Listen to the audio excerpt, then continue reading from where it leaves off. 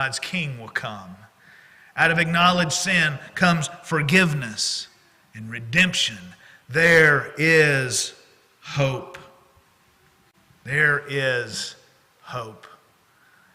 Reminds me of the prophecy of Isaiah 11, where there's this image of the wolf living with the lamb and the leopard lying down with the goat. Nobody hurting one another. No more destroying one another. Isaiah says the knowledge of the Lord fills the earth. Or the picture John gives us at the end of Revelation. In Revelation 20, he will wipe every tear from their eyes, and there'll be no more death or mourning or crying or pain. For the old order of things has passed away.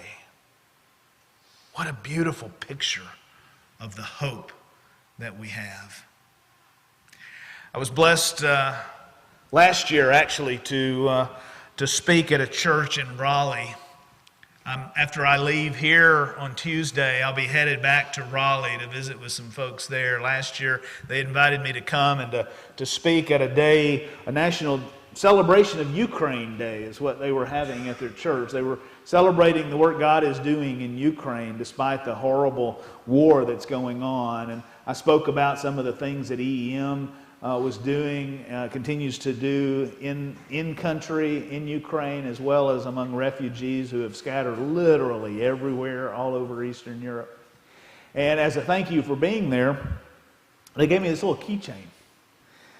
And I know you couldn't see the keychain I'm holding, so it's a picture on the screen of the front and the back of this keychain. What's interesting about this keychain, I don't know if you can read the writing, it is an original piece of a Russian tank skin.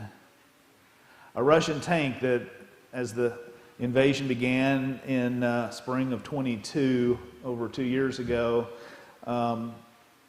as these tanks entered Russia, some were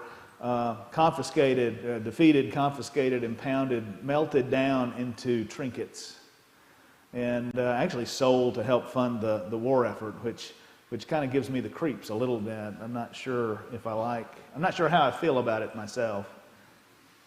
But isn't it interesting to think that something like a keychain or a Russian tank, a T-72 tank, can go from a implement of war into a little trinket to hold in your pocket. Destroyed during the battle in Ukraine 2022 is what mine says.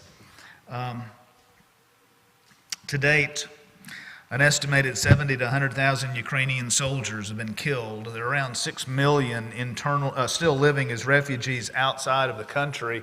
More than 3.6 million Ukrainians still living internally displaced from their homes. Russian losses total in the hundreds of thousands. It has been a horrible, horrible war. Millions fled their home, many fleeing outside the country, dispersing across Eastern Europe. We have met Ukrainian refugees literally everywhere in Eastern Europe. Our own EEM family has been affected. Dasha Novikova is our national director of operations in Ukraine. She is over all of our distribution throughout that country. She fled with her daughter when the war began in 22.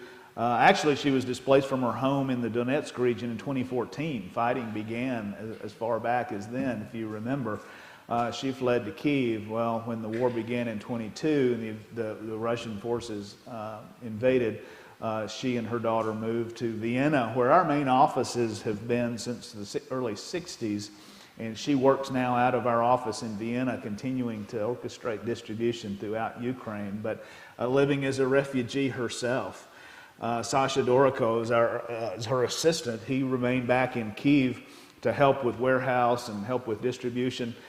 He was just called up to the military, as we were afraid would happen at some